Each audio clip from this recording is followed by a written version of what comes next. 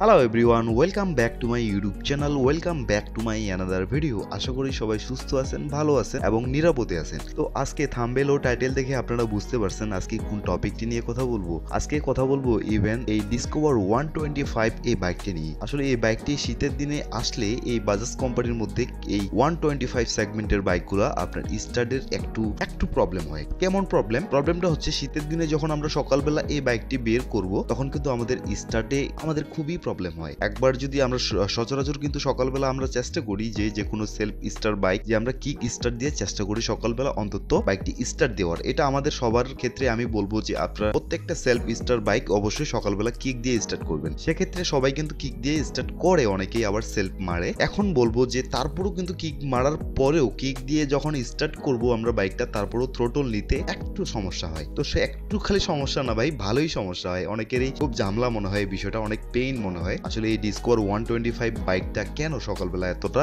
স্টার্টের ভেজাল করে? যাই হোক, এই বিষয়টা নিয়ে আজকে কথা বলবো। যারা ডিসকভার 125 বাইকটি রাইড করতেছেন আপনাদের জন্য এই ভিডিওটি একেবারে ফুল ইনফরমেটিভ একটা ভিডিও। আর যারা অন্যান্য ডিসকভার 25 কিনতে যাচ্ছেন তো আপনাদের জন্য এই টিপসটি একেবারে ইনফরমেটিভ, তাই ভিডিওটি অবশ্যই কন্টিনিউ করতে থাকেন। আর হ্যাঁ, আমার এই ছোট্ট চ্যানেলটি যদি না করে থাকেন প্লিজ সাবস্ক্রাইব করে দিয়ে পাশে থাকা বেল বাটনটি অল করে দিবেন, তাহলে নতুন কোনো ভিডিও আসা মাত্রই আপনার কাছে ফার্স্ট টাইমই চলে যাবে। তো চলুন বেশি কথা না বলে ভিডিওটি শুরু করা যাক। তো আমি ফার্স্টে চলে যাব যে বাইকটি লুকস ওভারঅল খুব ভালো, সেই সাথে বাইকটি সিঙ্গেল ডিস্ক পেয়ে যাচ্ছি। এটার ফার্স্ট ইমপ্রেশন থেকে শুরু করে এটার ফুল স্পেসিফিকেশন বিষয়গুলো সম্পূর্ণ দেওয়া আছে। আমি বেল আইকনে দিয়ে দিচ্ছি, আপনারা চাইলে এখান থেকে দেখে নিতে পারবেন। তো দেখার আগে এই টিপসটি অবশ্যই আপনারা দেখে যাবেন, তাহলে আপনার বাইকটি অবশ্যই সকালবেলা প্রবলেমটা আশা করি আর করবে না। তাই অবশ্যই ভিডিওটি কন্টিনিউ করতে থাকেন। একটা 125 সিসির একটা ইঞ্জিন, এটা হচ্ছে DTSI ওয়েল ইঞ্জিন, এটা হচ্ছে টুইন স্পার্ক প্লাগ ইঞ্জিন। তো যাই হোক, এখন চলে আসবো বাইকটি। আসলে এই বাইকটি ইঞ্জিনটা পরিচালিত হয় আপনার কার্বোরেটর দিয়ে। এখন কার্বোরেটরের মধ্যে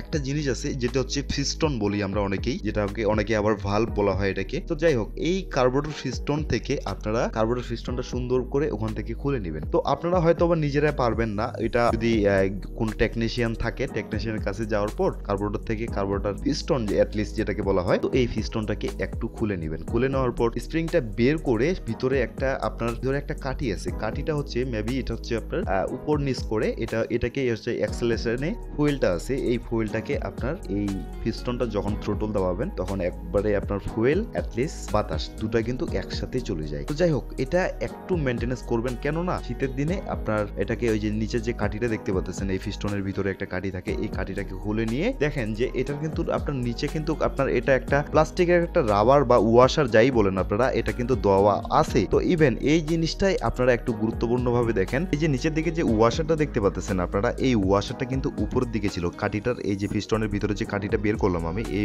কাঠিটার উপর দিক দিয়ে দেওয়া ছিল লকটা মেডিলে, আর উপরে ছিল প্লাস্টিকের রাবারটা।